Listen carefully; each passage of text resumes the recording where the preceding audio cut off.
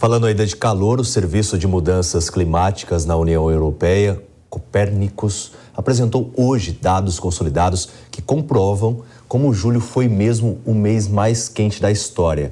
O editor de Internacional, Marcelo Favalli, preparou uma série de gráficos que indicam o aumento médio da temperatura global a níveis alarmantes. Ele que explica muito bem, sempre muito didático, vai trazer todos os detalhes para a gente. Boa noite, Favalli.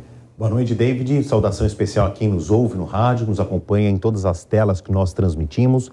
Também entendo se você deve estar pensando, mas de novo vocês vão falar de aquecimento global? Passamos julho inteiro ouvindo isso. De fato, como julho acabou, já estamos em meados de agosto, agora chegaram os dados concretos. O que era uma impressão, uma hipótese, uma sugestão, se tornou realmente um fato. É assim que a ciência caminha, com fatos concretos. Então eu trouxe mapas aqui, agora com os dados mais fechados, mais consolidados, das anomalias das temperaturas no mês de julho, quando é verão no hemisfério norte e está sendo um inverno bastante atípico no hemisfério sul. Queria chamar a atenção para essas zonas avermelhadas, que todo mundo já entendeu, né? A linguagem fala por si só, que foram zonas que esquentaram, mas umas mais do que as outras. E a questão é onde elas esquentaram mais. Que é o seguinte, aqui nessa medida, quanto mais perto do roxo, mais esquentou. E eu chamo a atenção para aquecimentos em áreas do Pacífico, do Oceano Pacífico, a exemplo aqui da costa no Peru. O Pacífico, em comparação com o Atlântico, é um oceano muito mais frio. Aqui, essa mancha no Chile, é a cordilheira, são os picos nevados, que estão cada vez menos nevados, porque a gente também tem uma fonte de calor, um ponto que aqueceu muito acima da média. E o pior de todos, está vendo que essa parte mais roxa significa que houve um acréscimo de 10 graus Celsius acima da média? É justamente aqui, ó, no Polo Sul, onde tem uma calota polar, uma calota de gelo, ou onde havia uma calota de gelo. O aquecimento nos polos, nos pontos de gelo eterno, são cada vez maiores. Os aquecimentos, eu quero dizer. Vamos olhar uma progressão, porque isso não é uma impressão, foi mais quente e tal. Isso é um dado tabular. E os dados começaram a ser tabulados dia a dia para gerar fontes de comparação, mais precisamente a partir de 1940, embora há registros desde 1760. O que acontece em 1760? A primeira Revolução Industrial. Foi uma revolução do método de produção, das linhas de montagem, mas também foi uma revolução na ciência. Com aqueles dados, a partir das linhas de montagem, os cientistas se precaveram e passaram a notar todo tipo de anomalia, de mudança, para que num arco de tempo houvesse a comparação. Então eu comecei em 1940, não vou voltar até o século XVIII. A gente entende que o mês de julho foi o mais quente, segundo dados comparados mês a mês, ano a ano, desde 1940, a gente vê uma progressão. O problema não é só a progressão, é que a partir de aqui, quando a gente está em 2020, esta progressão tem um salto, que é junho, julho de 2023. Então a gente teve um meio de ano muito mais quente do que a média. E a gente entende que essa média é progressiva. Calma que nada é tão ruim que não possa ficar pior.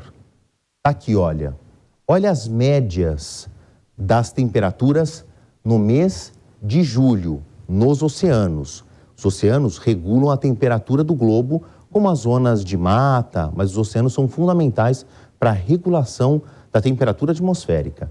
Aqui a gente vê em linhas mais baixas o que são as temperaturas médias, menos de 20 graus Celsius e até 21 graus Celsius, ao longo do ano e ao longo das épocas. Então, aqui, quando é mais claro, nós estamos falando antes da década de 80. Passados 20 anos, começa a subir. E outros 20 anos, começa a subir muito. Eu falei que nada é tão ruim para ficar pior, que não pode ficar pior. Olha o que foi agora em 2023. A gente tem um fio muito fora da curva. Está aqui. Julho de 2023. Está muito acima da média de 20 anos atrás, por exemplo. Aqui é a medida de julho, muito quente, estou repetindo isso. Começou agosto, o que indica que agosto vai ser ainda mais quente que julho, quando as temperaturas têm que começar a cair no hemisfério norte, porque começa uma transição de estações. Você pode pensar, tudo bem, está esquentando? Então liga o ar-condicionado, a gente mantém o nosso conforto. Tá certo, você tem razão. Eu fui atrás do consumo de ar-condicionado ao longo das décadas. O consumo de ar-condicionado significa mais energia elétrica. Olha isso aqui, nos anos 2000, quantos milhões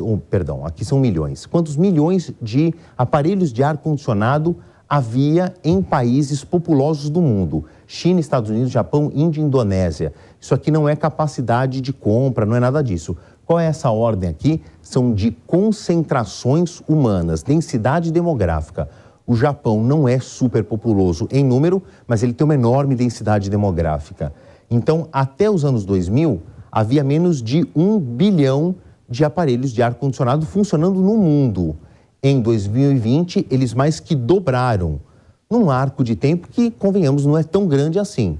20 anos. De 890 milhões, passaram para 2 bilhões, pouquinho mais, de aparelhos de ar-condicionado. Isso significa que nós vamos consumir mais energia elétrica. Para consumir mais energia elétrica, é preciso queimar mais petróleo e mais carvão. Isso leva para gás carbônico. Isso aqui é para a próxima volta.